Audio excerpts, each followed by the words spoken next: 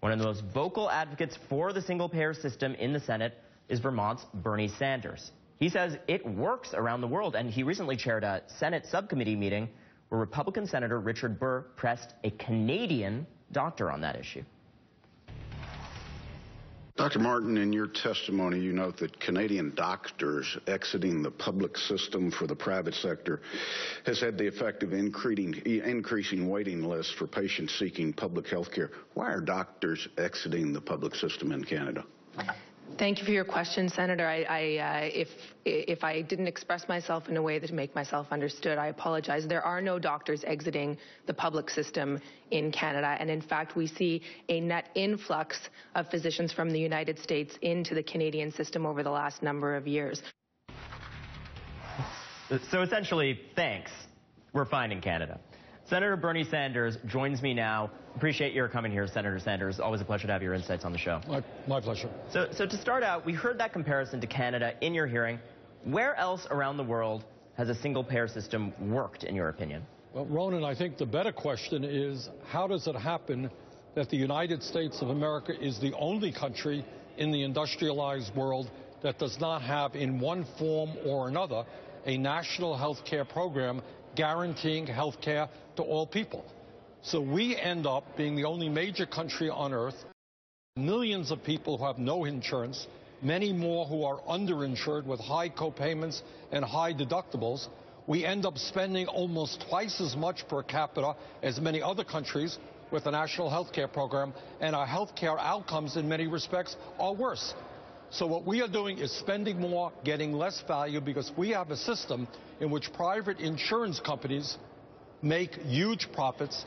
It is a complicated bureaucratic system where we spend a heck of a lot of money on administration rather than on health care. And of course, we've heard all week from people about the human costs of those complications, but I do want to push back a little bit on the international comparisons, because I can tell you, I have lived in, for instance, the United Kingdom, where they have a national health care system that is free for all, but where you see the ravages of that on display. There are different people that defend or oppose that system, but I can tell you firsthand, there are longer waits, there are a lot of difficulties, you get doctors that aren't up to snuff.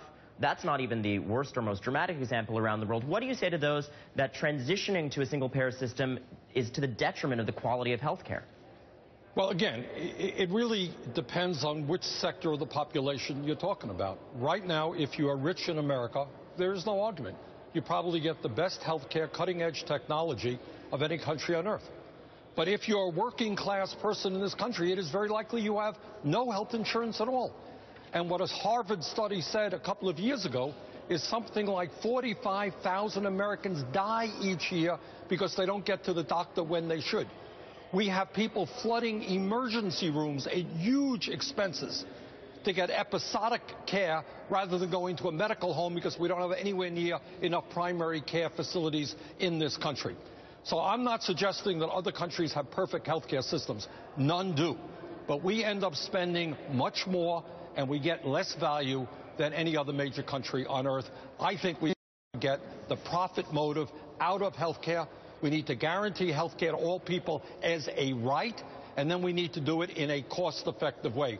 My own guess is that in the United States, that final decision will not be made in Washington. It will be done at the statewide level, and personally, I hope that my small state of Vermont will lead the nation in showing what a single-payer system can do. So essentially, everyone having access to some health care is important, and even if their quality is not perfect, that's a goal worth pursuing in your view. Ronan, I don't accept. It's not a question of having access to some health care.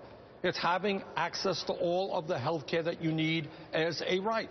And I do not accept, nor I think the many international experts accept, that for the average person in the UK, the average person in Canada, the average person in Australia, that their healthcare system provides lower quality healthcare than do Americans get. I don't think that is the general consensus.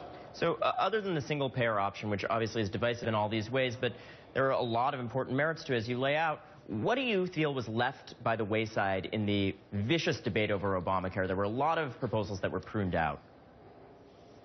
Well, I mean, I think in terms of Obamacare, what we should be mindful of is this was a modest concept developed from Republican ideas, free market ideas, which at the end of the day, if you get beyond what our Republican colleagues are harping on, the rollout was terrible. There is no debate. But if you get beyond the rollout to what's important, what you're going to end up with is many, many more people are in fact going to have health insurance. We have done away with the total obscenity. You talk about quality of health care. Until Obamacare, we had this disgrace that if you had a disease, a heart condition, cancer, diabetes, you could not get health insurance. That is insane. We heard a story today, a colleague of mine told me a story, that a woman with a 10-year-old kid who had diabetes was rejected for insurance for that kid by 40 different insurance companies. So, you know, that is not quality health care. And we've overcome that. We have heard so many moving stories like that through this whole week of the agony of pre-existing conditions not having been able to get coverage. And as many stories as we do hear of people with concerns about Obamacare, we are hearing from a lot of people who are saving costs and getting more health care. Thank you for your impassioned take on this, Senator Bernie Sanders. Appreciate your joining us.